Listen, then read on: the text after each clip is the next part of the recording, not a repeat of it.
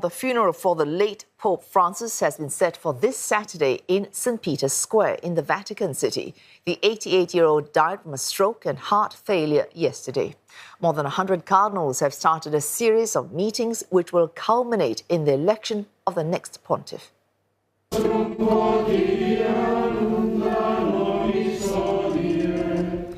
An open casket containing the body of Pope Francis is currently in the chapel of the Santa Marta residence, where he stayed during his 12 years of service.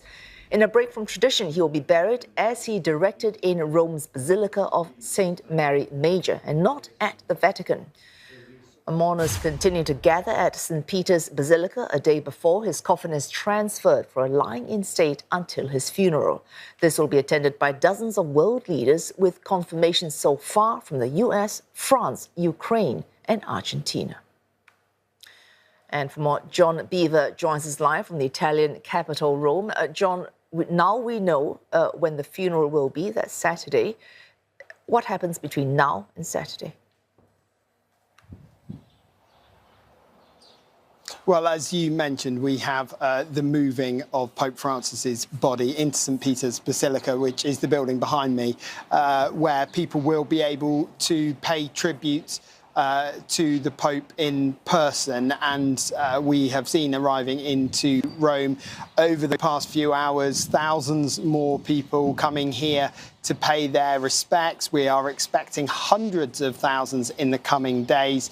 There is some talk in the Italian media, there might be several million when it comes to the funeral itself. So what that means for authorities is that they have between now and Saturday to get every last detail right, because of course not only is this a period of mourning, there has been national 9 days of mourning announced by the Vatican. There's 5 days of mourning here in Italy, but what we have as well as that period of mourning is this huge organisational challenge that now faces them, and a security challenge as well, because as you mentioned, lots of world leaders will be here. Dozens are expected, everybody from President Trump of the USA to President Macron of France, Keir Starmer, the Prime Minister of the UK, President Zelensky of Ukraine, have all said they're coming.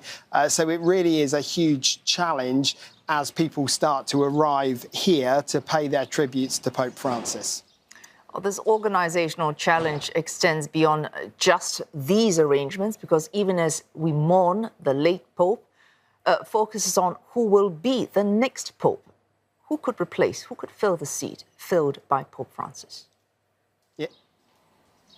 Yeah, that's absolutely right in terms of where we go from here. As soon as the funeral is finished with, then all eyes will turn on to who will replace Pope Francis.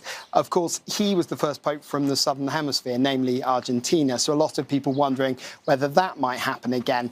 There are also some saying that maybe the Pope should come from Africa. There are frontrunners from places like the DRC and Ghana, cardinals from there who could be considered. From Asia, we have the Philippine Cardinal Luis Antonio Tagle.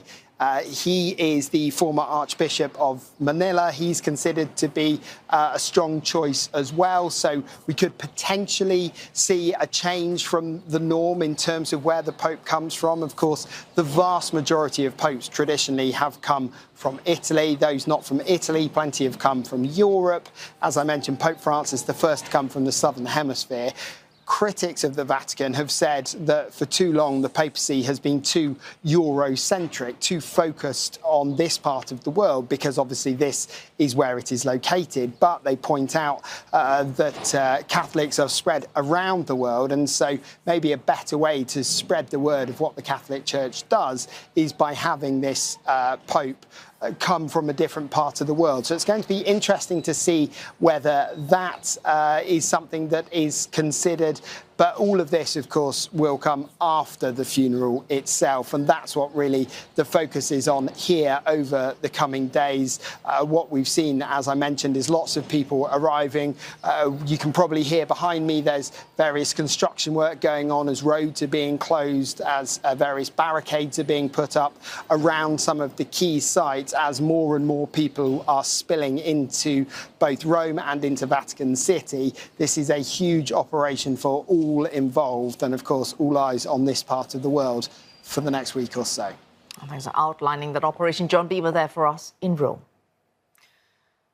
As head of the Catholic Church, the Pope yields enormous power as leader of 1.4 billion who hold that faith. That's nearly 20% of the global population. Yet the centuries-old process to elect a new pontiff, known as the conclave, is conducted under conditions of secrecy unique in the modern world. Any baptized Catholic male is in principle eligible to be pope, but since 1379, every pope has come from the College of Cardinals. That's the most senior members of the clergy and the pope's closest advisors. Before then, laymen, deacons and priests who were not cardinals had been elected pope. But it is the cardinals who have the responsibility of electing a pope, specifically those younger than 80. According to data published by the Vatican, as of April the 21st, there are a total of 252 cardinals, 135 of them cardinal electors under the age of 80. This is a process that has remained unchanged for more than 800 years. Steeped in tradition and symbolism, it begins with a special mass. Then cardinals enter the Sistine Chapel, place their hands on the Bible, and vow secrecy as the doors are shut. This is taken very seriously. Security lockdowns, jamming devices, and sweeps for hidden microphones were conducted in the last conclave in 2013. Any cardinal who leaks information can be excommunicated. A tiny slip of paper known as the conclave ballot decides the future of the Catholic Church. Inscribed on this paper are the Latin words for "I elect as Supreme Pontiff." Cardinals add the name of their choice. A winning candidate needs to secure a 2/3 majority. To ensure complete secrecy, all ballots are burned after each session. Even the note papers on which cardinals draw up their various tallies. The burning itself serves a purpose. It's to send smoke signals to the outside world that will be closely watching the chimney of the Sistine Chapel. A chemical is added to the burning to produce either black or white smoke. Now, black indicates failure to elect a new pope, while white signals success. Up to 4 rounds are held each day. If there is still no white smoke after 33 rounds, voting goes to a runoff of the top 2 contenders. Once a new pope is chosen, he picks the name by which he will be known in his new position and puts on the papal robe comprising a white cassock and skull cap. Red-clad cardinals then take it in turn to swear their obedience. Then the new pope makes his first public comments from the balcony overlooking St. Peter's Square. The global outpouring of grief continues a day after the death of Pope Francis. The late pontiff was not only the head of the Catholic Church, he was also seen as a rare global figure of compassion. China, which does not maintain formal diplomatic relations with the Vatican, expressed its condolences and highlighted its warm ties under the pontiff's leadership. 中方对方济各教皇去世表示哀悼。近年来，中国和梵蒂冈保持建设性接触，开展了有益的交往。中方愿同梵方共同努力，推动中梵关系持续改善。 South Korea's acting president Han Duck-soo praised Pope Francis for leaving behind a profound spiritual legacy and a lasting heritage of faith.